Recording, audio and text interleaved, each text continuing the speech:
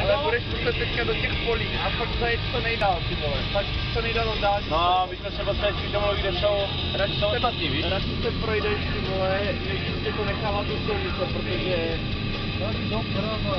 Fakt nedoporučuji. Tady.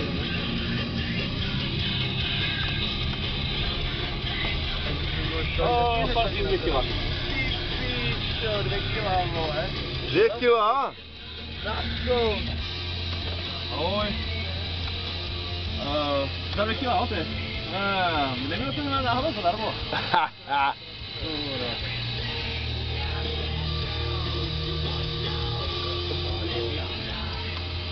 Máš tu někde to, no?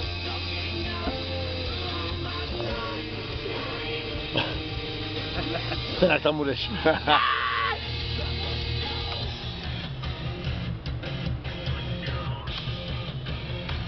Jo. To si necháváme, jo, za okno. Zákaz upírání předmětu od stěny bude.